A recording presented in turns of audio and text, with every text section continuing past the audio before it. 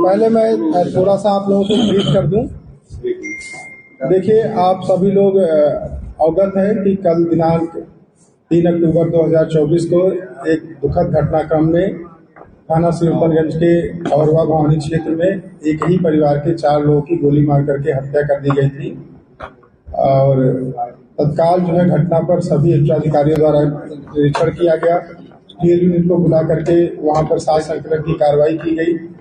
ये बात प्रकाश में आई कि वहां पर किसी भी प्रकार की फोर्स एंट्री या लूटपाट या इस तरह की वारदात करने के इरादे से अभियुक्त द्वारा कार्रवाई ये घटना कारित नहीं की गई।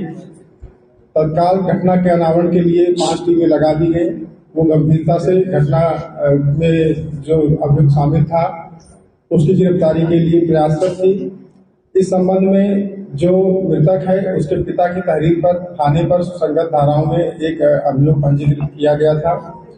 आज 2:40 के करीब एसटीएफ की गौतम बुद्ध नगर इकाई द्वारा जेवर टोल प्लाजा के पास से जब अभियुक्त चंदन मौर्य दिल्ली भागने का प्रयास कर रहा था, वहां से उसको गिरफ्तार किया गया। गिरफ्तार करके उसको थाना सुल्तानगंज में दाखिल किया गया।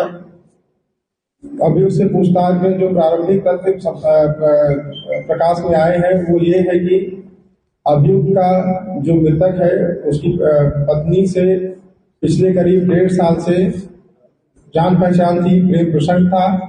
वर्तमान समय में उसमें कुछ मनमुटाव आ गए थे। इसी मनमुटाव को लेकर वो तनाव में रहता था और उसी के चक्कर में उसके द्वारा कल ये विभत्स घटना कारित की गई, जिसमें 4 लोगों को गोली मार करके मौत के घाट उतार दिया गया। जो अभियुक्त द्वारा इस घटना में असलहा प्रयोग किया गया वो बरामद अभी हम लोग करेंगे अभियुक्त की निशानदेही पर। साथ ही साथ अभियुक्त द्वारा यह भी बताया गया कि घटना स्थल पर आने के लिए उसके द्वारा अपनी एक बुलेट मोटरसाइकिल जिसका नंबर UP 32 BU 4546 है उसको प्रयोग में लाया गया था। क्योंकि अभियुक्त अभी तुरंत गिरफ्तार किया गया है।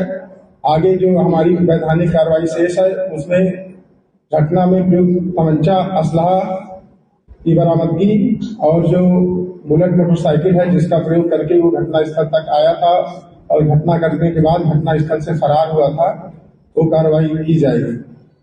शेष अब आप लोग जो सवाल पूछना चाहें वो पूछ सकते हैं। घटना इसने अकेले की थी? जी, आवाज आ रही है। ये काफी इम्पोर्टेंट सवाल आपने पूछा है।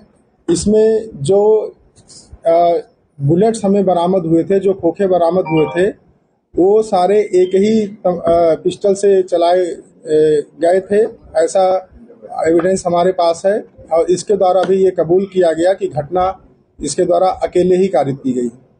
क्या इसका साथ कुछ और लोग दिए थे यहाँ पे अमेठी में? जैसे जब ये वहाँ पहुंचा था, बुलेट खड़ी किया, उसके बाद लोगों को देखिए, अभी हम लोग ये सब विवेचना के क्रम में इस पे इन बिंदुओं पे विवेचना करेंगे। अगर इस तरह की कोई बात होगी तो आपको उससे अवगत कराया जाएगा। सर, कौन सी बंदूक की कितनी गोली चली थी?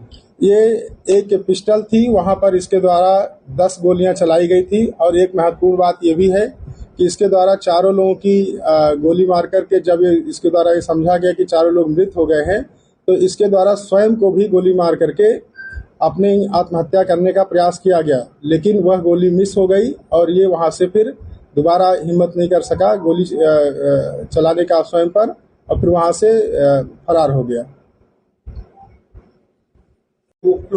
संभवतः इसके पीछे रीजन ये हो सकता है कि उस समय लोग अपने अपने कार्यों में व्यस्त होंगे और अगर इसके द्वारा वहां पर गोलीबारी की जाती है तो उसका सोर्स जो है कम बाहर जाएगा और ये घटना करने के बाद सेफली वहां से निकल सकते हैं।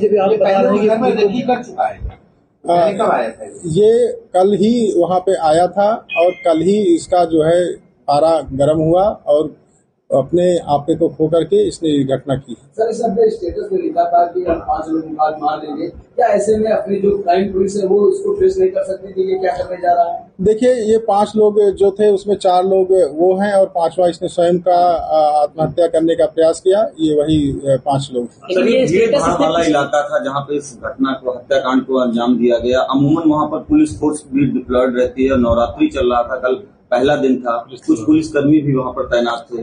देखिए, जैसे ही ये घटना हुई तुरंत वहां पर पुलिस पहुंची और तुरंत जो है घायलों को अस्पताल भिजवाया गया और शेष कार्रवाई की गई, लेकिन डॉक्टरों द्वारा उनको मृत घोषित किया गया। सर, ये पिछले 12 तारीख को स्टेटस लगाया था। हम आपको प्रेस नोट रिलीज करेंगे, उसमें सारी डिटेल आ जाएगी।